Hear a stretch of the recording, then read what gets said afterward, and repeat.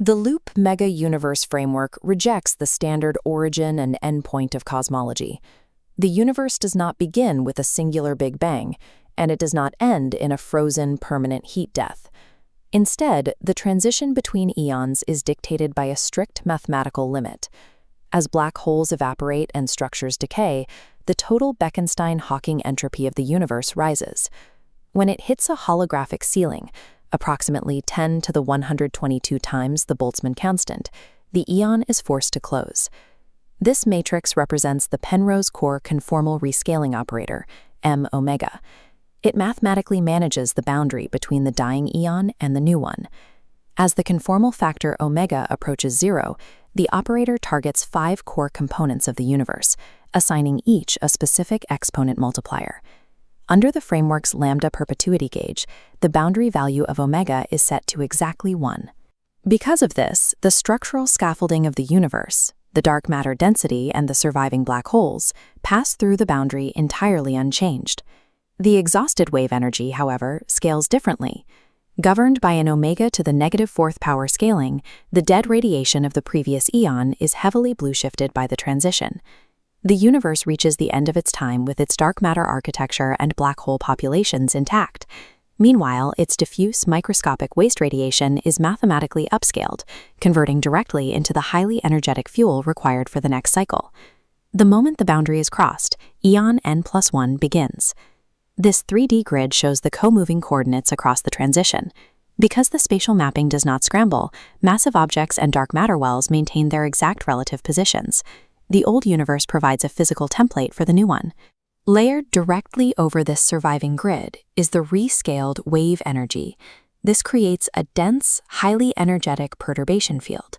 Standard models attribute early cosmic structure to random quantum fluctuations. In the LMU framework, these perturbations have a specific origin. They are recycled Hawking radiation emitted by the dead black holes of the previous eon. As the new cycle stabilizes, fresh cosmic gas interacts with this environment. It flows along the inherited dark matter filaments and pools into the established gravitational wells. There is no need for an inflationary epoch. The universe bypasses it completely, beginning its life preloaded with the structural ghosts of its past, ready to instantly begin accumulating new mass. Zooming in from the cosmic web, we can observe the mechanics of a single dark matter well operating early in this new eon. This graph plots mass accumulation over time, m-accum. It is fed by cosmic gas, localized mergers, and recycled wave energy. Gathering mass doesn't guarantee a black hole seed. The virial temperature must cross an 8,000 Kelvin atomic cooling threshold for the cloud to collapse. Mainstream cosmology often assumes that any sufficiently massive halo will inevitably produce a central singularity. The LMU framework models this stochastically. Seeding a galaxy is a hard-fought thermodynamic event. Whether a local well crosses that thermal threshold dictates the divergent architecture of the galaxies we observe today. We can track this exact divergence using the collapse probability equation, eta collapse, which integrates the Press-Schechter peak height criterion with Braun-Loeb atomic cooling physics. This dual-pane logic tree breaks down the equation. Left, a well crossing 8,000 Kelvin triggers the step function, collapsing into a central black hole. Right, a well trapped at 100 Kelvin remains gated. It forms stars but never ignites a black hole engine. This mathematical split directly maps to the observational data of the present-day universe. Surveys consistently locate massive, stellar-rich dwarf galaxies that show zero evidence of a central black hole. They possess the necessary stellar mass but lack the central singularity. These empty dwarfs are physical artifacts. They are the surviving observable evidence of the eta collapse equation terminating at 0 billions of years ago. For the black holes that successfully cross the seeding threshold, the next stage is hierarchical growth. Mature black holes engage the cosmologically coupled black hole, or CCBH, mechanism. In this phase, mass increases concurrently with the expansion of the cosmic scale factor, adding a cosmological growth channel. This growth requires a strict power law coupling constant of k equals 3. At this exact value, the black hole population acts as the physical source for the universe's cosmological constant, driving dark energy. This rapid growth hits a self-limiting climax through active galactic nucleus, or AGN, feedback. The accretion disk generates immense friction and radiation.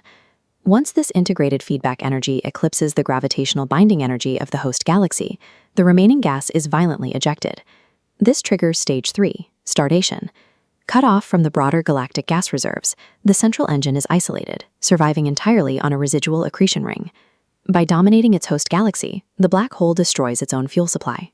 It enters a state of total isolation in empty space, beginning a long period of deep-time thermodynamic decay. Advancing into deep cosmological time, the starved black hole enters stage 4, slow emission, shedding mass through Hawking radiation. The timescale for this process is immense. A single solar mass black hole requires over 10 to the 67th years to completely evaporate. Because these lifetimes vastly exceed the duration of a single aeon, black hole evaporation is asynchronous. Each singularity operates on an independent timeline, scattered across infinite time. This logarithmic curve tracks a black hole's final moments. As mass drops, decay accelerates toward the Planck mass runaway threshold, m-crit. At this threshold, the singularity experiences the flash. It resolves entirely into pure wave emission, leaving no Planck mass remnant behind. Across the expanding cosmos, trillions of these staggered, independent flash events continuously occur, flooding the dark voids with highly energetic wave residue. This rising tide of wave energy has a singular cosmic function. It drives the total entropy of the universe directly toward the Bekenstein-Hawking ceiling.